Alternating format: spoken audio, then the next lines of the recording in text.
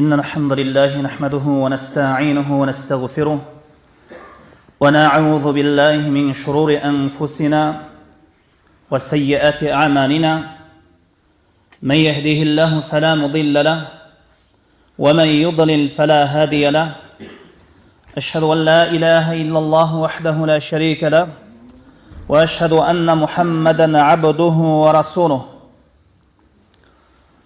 فإن أصدق الحديث كتاب الله وخير الهدي هدي محمد صلى الله عليه وسلم وشر الأمور محدثاتها وكل محدثة بدعة وكل بدعة ضلالة وكل ضلالة في النار ثم أما بعد السلام عليكم ورحمة الله وبركاته. Урматтуу жамаат, урматтуу момун мусулман бир туугандар, дагы мына Аллахтын каалоосу менен дагы бир жума намазда жүз көрүшүп отурабыз. Аллах Таала мына ушул күнү жума намазга басып келген ар бир кадамдарыңыздарга бийик даражаларды, көптөгөн жакшылыктарды жазган болсун. Жана биздин билип билбей жасап койгон күнөө иштерибизди Аллах Таала өзү кечирсин. Урматтуу жамаат, урматтуу момун мусулман бир туугандар, бүгүн сиздер менен убакыт жетишинче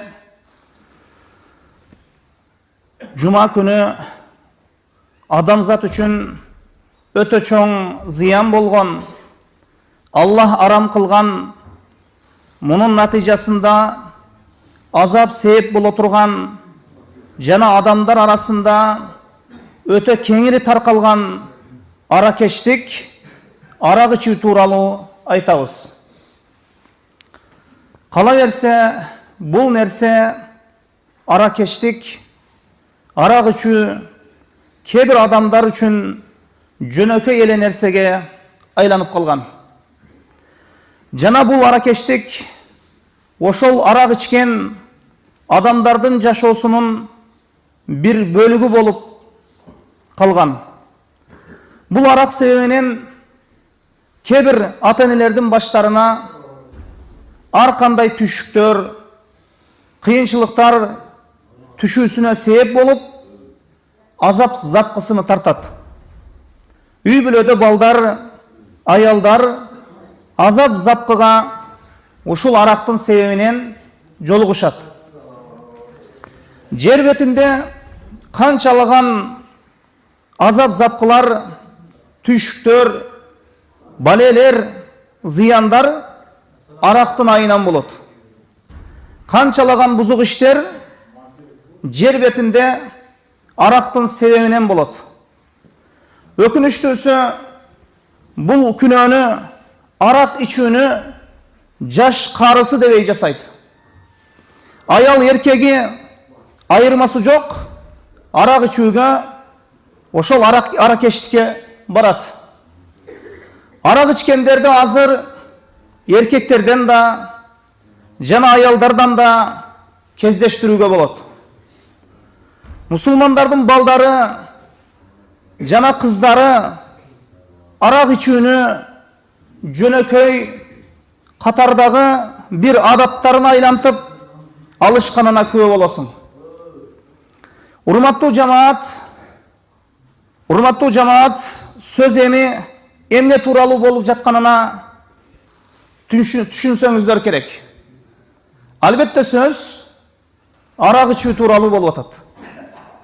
Ким арак ичсе, ал чоң бир күнөө иш жасаган киши, жана өзүнө каршы иш жасап жаткан киши болуп саналат. Кала берсе, өзүнө эле каршы иш жасабай, ошол үй бүлөсүнө да, балдарына жана өзүнүн жашап жаткан коомуна каршы иш жасап жаткан киши болуп саналат.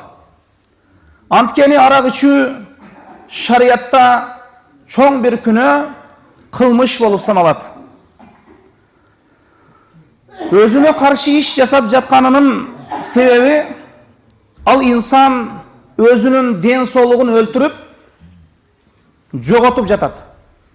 Жана ошондой эле Allah'tan açusun keltirip çoğun günahını jasagan kişi bolup sanalat. Allah'tan elçisi sallallahu aleyhi ve sellem aytdı.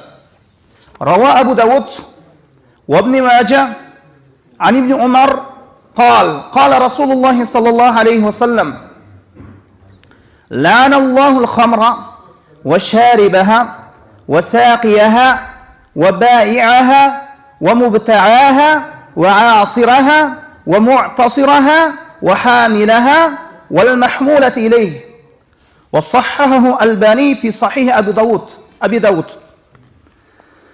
İbn Umar'dan kelgen hadis, Allah'tan elçi sallallahu aleyhi ve sellem aytdı. Allah Taala araktı qargışladı, lanattadı, anı içkendi, anı içirgendi, anı jasagandı, jana jasatkandı, jana satkandı, sattırgandı, taşıgandı, taşıtkandı qargışladı. Arak içken adamdın namazı 40 gün kabul bolboyt. Peygamberimiz sallallahu aleyhi ve sellem aytat: "El-hamru el-ummul khaba'ith ve men şeribeha lem yakbalullahu salata 40 yevmen." Arak bu bozuk işlerden yenesi. Anı kiçine içken bolsa da Allah anın namazın 40 gün kabul albaydı. Eğer insan aşkazanında arak bolgun avalda kete turgan bolsa, öle turgan bolsa, anı cahil ölümünde ölgön bolup sanalat. Musulmança ölbeyt degeni. Kim spirtlik içimdiklerde içe turgan bolsa, tozoqa kirүү korkunучунда bolup, beyişke kiribey kalguu korkunучu var. Peygamberimiz sallallahu aleyhi ve sellem aytты. وثلاثة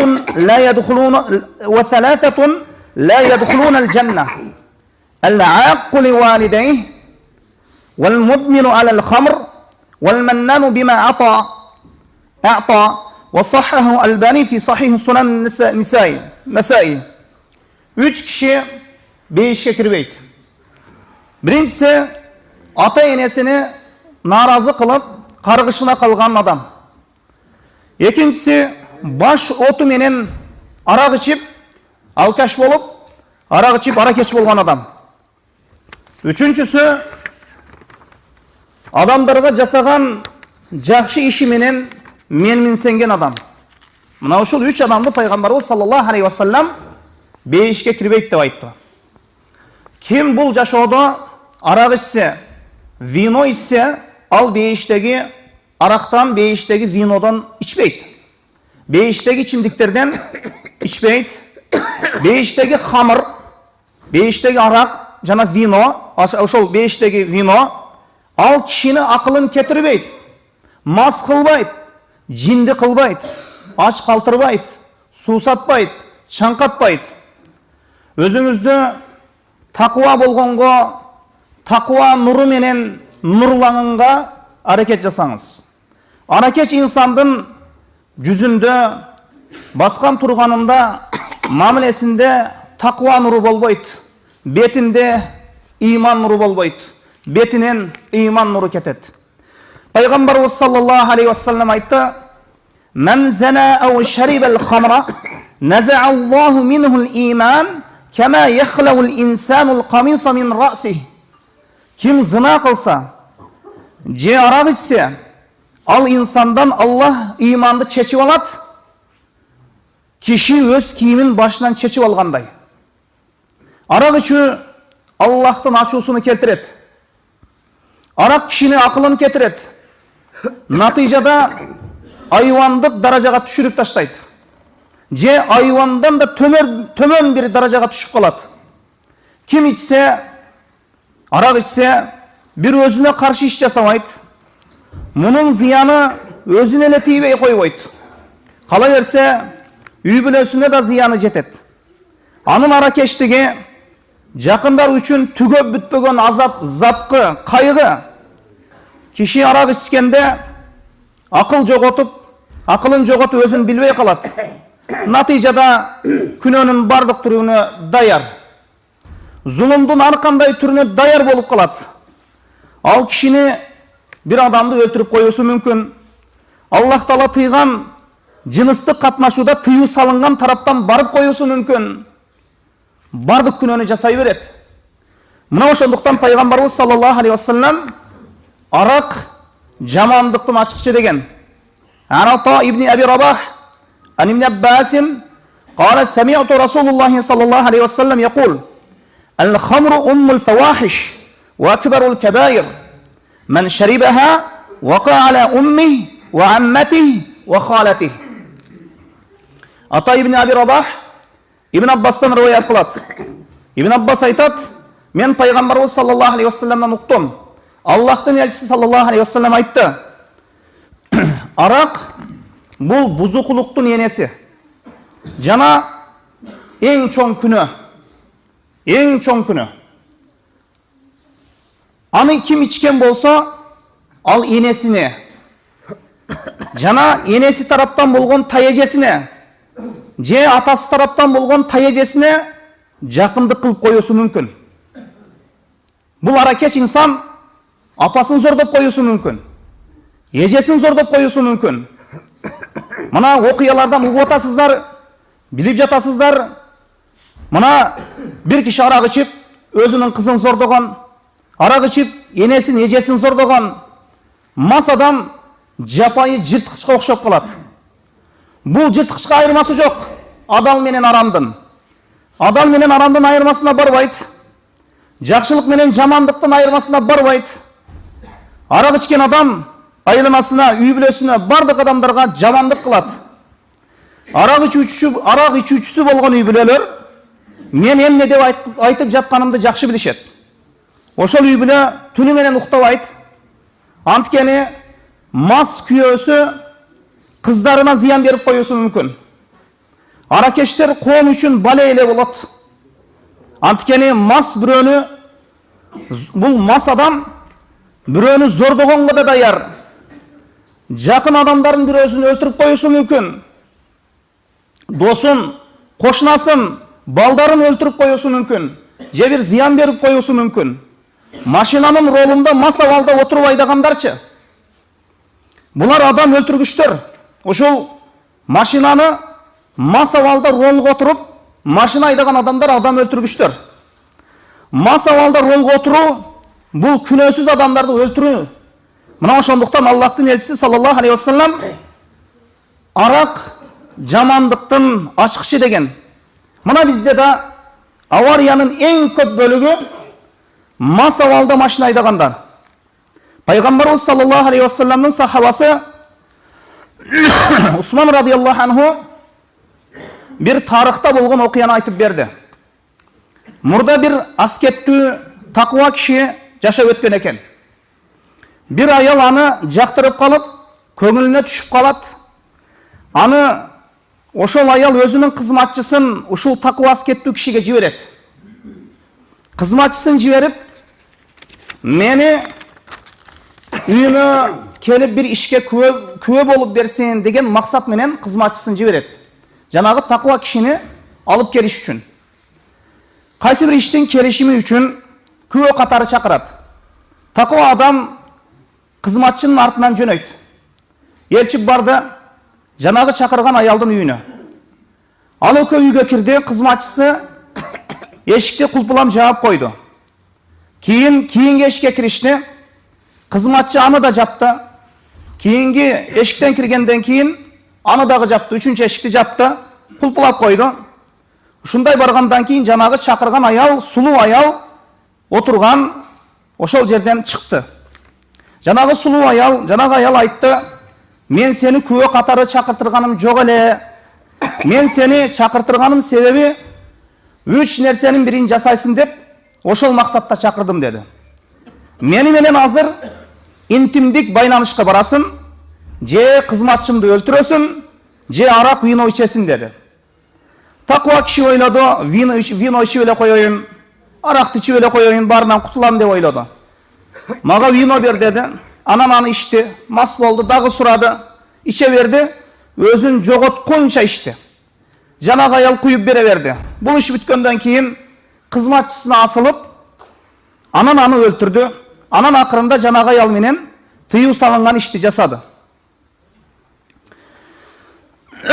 Усман радиаллаху анху бул окуяны айтып баяндап, винодон алыс болгула, ал бардык бузук иштердин энеси деди. Аракештик, коомду, элди жок кыла турган жаман нерселердин бири. Немистин bir врачы айтат, жарым вино заводторду жапкыла дейт. Ошол вино заводтордун жарымын жапкыла, ошондо больницалардын жарымы жабылат. Түрмөлөрдүн жарымы жабылат. Ооруканага барыңыз, сураңыз ооруп жаткан адамдардан, баарысы ошол оорусуна себеп наркотиктен болгон, арактан болгон, тамекиден болгон. Андан кийин түрмөгө барыңыз, канчалаган адам түрмөдө отурат, ошол түрмөдөгө отурган адамдар менен баарлашсаңыз, алар дагы айтат, ошол нерсеге көпчүлүгү ошол кылмышты жасап коюусуна себеп арак экендигин сизге жакшы түшүндүрүп берет. Мына ошондуктан шарият, ислам шарияты арактан тыйган. Кишинин разумунундай, акыл эсини эң жаман образга түшүрө турган нерсе бул арак. Мына ошондуктан Аллах Таала Куранда айтат: "Я айюхаллазина аману, иннамал хамру вал майсиру вал ансабу вал азламу риджсун мин амали шайтан, фажтанибуху лааллакум туфлихун.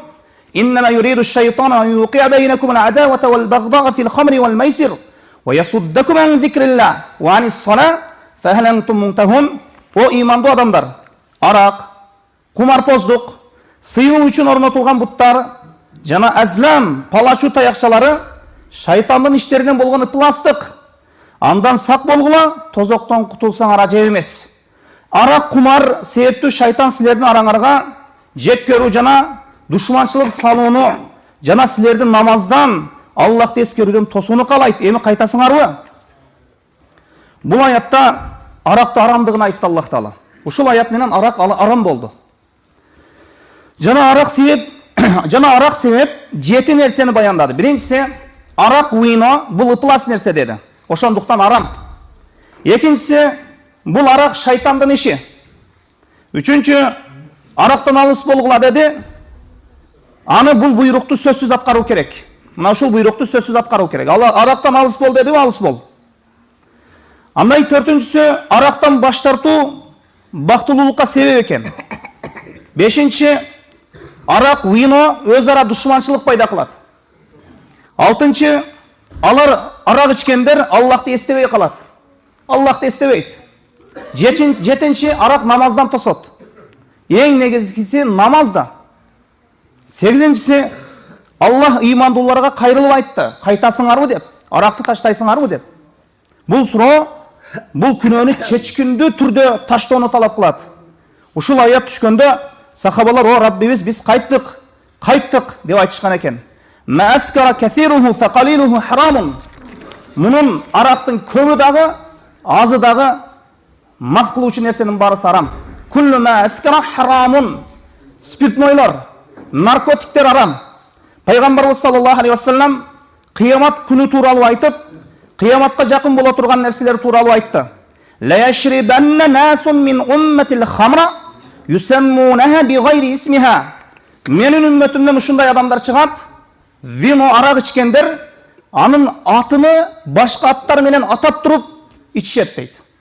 Бул адамдар ойлойт, атын өзгөртүп койсок, мунун арамдыгы, тыюу салынгандыгы бизден кетип калат деп ойлошот. Миң түрдүү ат менен атасаң да ал арак бойнон кала берет. Коктейль дейби, бальзам дейби, атова мааниси ошол эле арак. Мурдагылар жана азыркылар ижмасы боюнча бир түрдүү пикирде мас кыла турган ичимдиктерди, продукталардын баарысы арам. Ким бул нерсени өзүнө адал деген болсо, бул капыр болот ошол инсан. Ошондуктан аракты балдардан, үй бүлөдөн алыстатуу керек. Киргизбөө керек үйгө. Азыр биз мусулмандар аябай өкүнүчтүүсү арак ичкендери коногун тосса дагы, той кылса дагы ушул арак.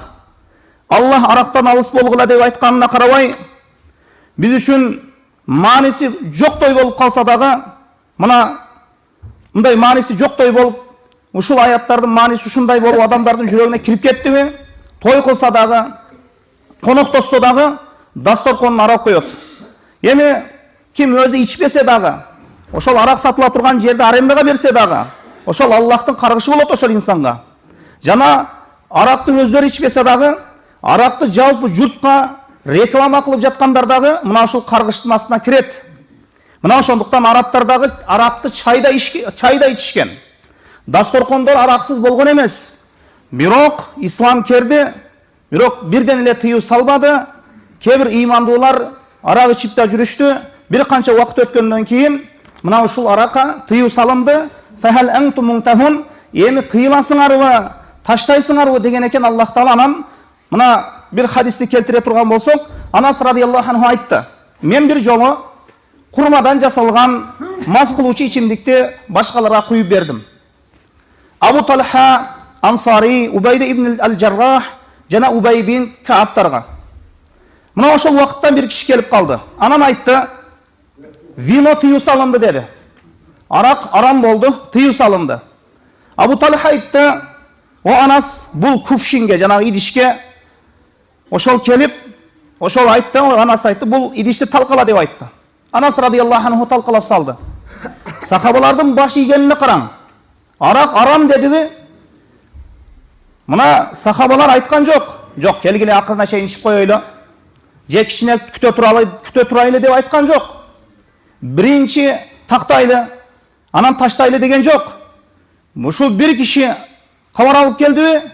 Araktan tıyılıgla, arakta taştagıla degen. Mına şunday kavardan keyin oşol içip жатқан idiştegi araktın ne?